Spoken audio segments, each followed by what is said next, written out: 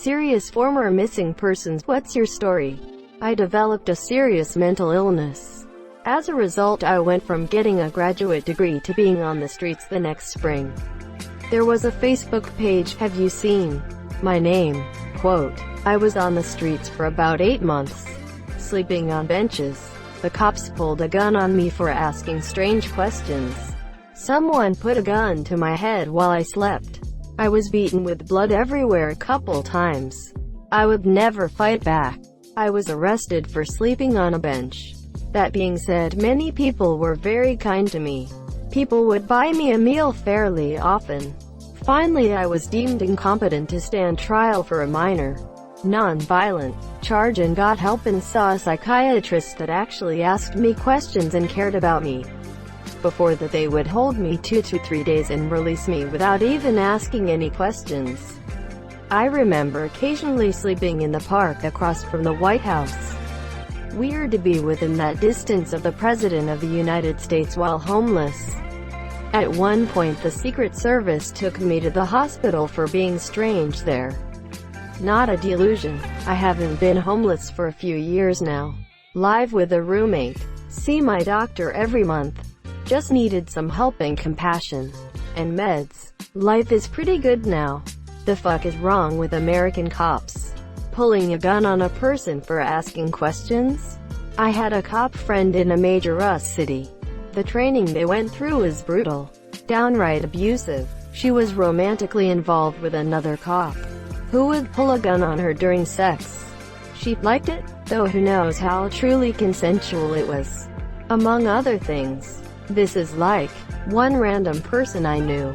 From the stats, it seems not unusual. Police attracts violent people who are then put through cruel and unusual training. Then deal mostly situations where a counselor should be involved. It's ridiculous.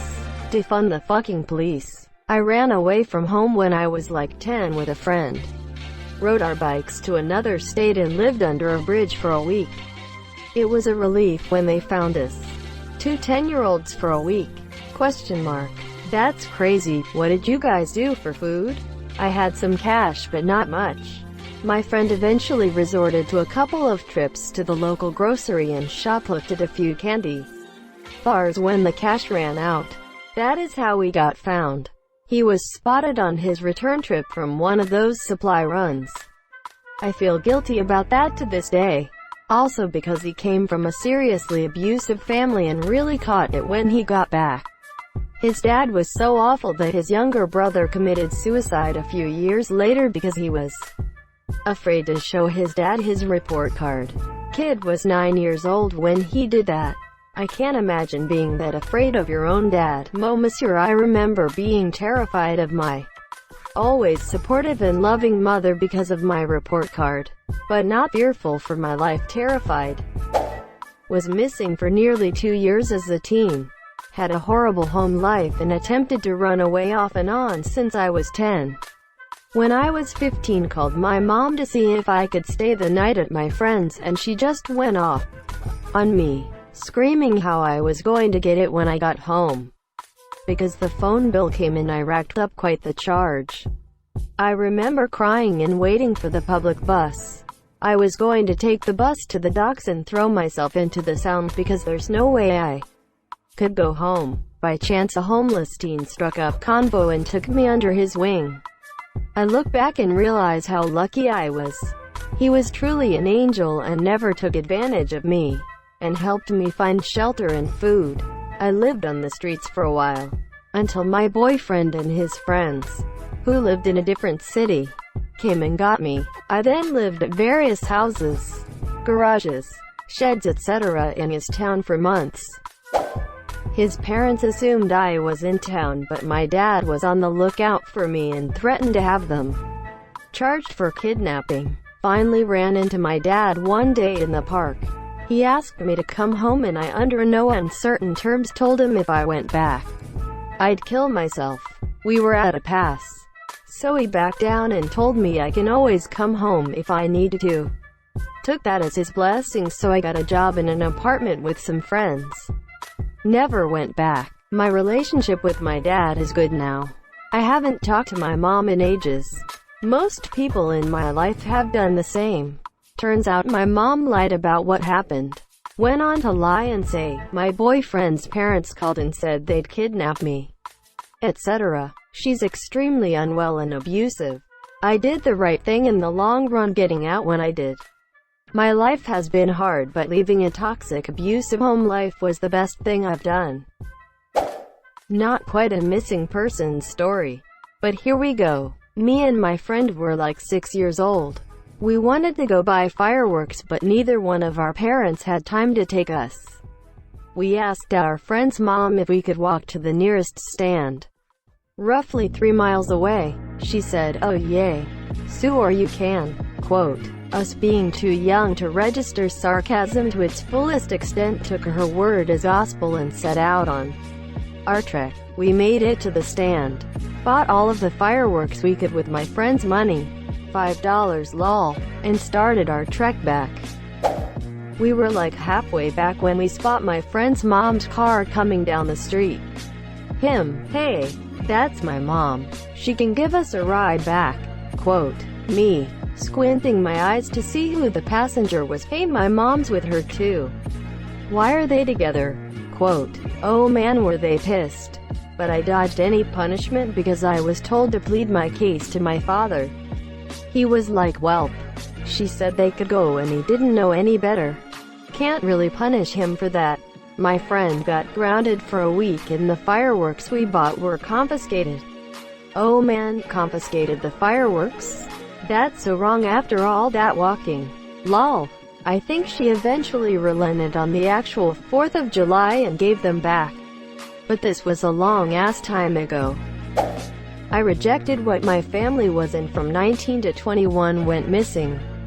I had a 1970 Impala and worked in a different town for under-the-table money. When I wasn't working, I was exploring states and areas with the car. When I returned, a lot of people heard I had died in a car wreck in North Carolina. Come to find out, it was a person with my first name and attributes. My grandmother was heartbroken, but nobody went up to confirm if it was me. What about family were you rejecting? I came from a very deep South family with morals from a very different era. Mom decided to run off with me. LMAO. I was 9-ish. I didn't see my dad for 6 months. I don't even know what happened or why we left. She was in the hospital and I don't know why. It was fucked up. Ended up in a different school and the kids hated me for some reason. Don't have a single pleasant memory from that time. My mom was barely taking care of me, so I had to learn how to do things on my own. My parents have never explained any of it to me and we never talked about it. I stayed up all night just sitting and staring at a wall. I wasn't warned before we left or anything. I was picked up from school and told to pack up. Monsieur, I am just now realizing that this isn't exactly healthy. Wow, very interesting story. How old are you? I'm nearly 16. When I was a wee lad, when at the age of 7 I got on my bike and biked from Ramsey to Anoka. When I was found and sent home, I got my ass beat.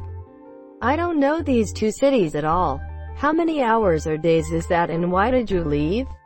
This is in Minnesota, north of Minneapolis. It's about a 40-minute bike ride through trails for an adult. I'm sure as a 7-year-old it took off much longer. I actually didn't even know I was in Minnesota anymore. I thought in my 7-year-old head I had made it to Russia. But yeah, I was gone on that voyage for a few hours. That's so. Our kids are fucking stupid. I went missing for a couple of hours only when I was 3 or 4 years old. I do not quite remember since I was so young. I lived in a small town where everyone knew each other.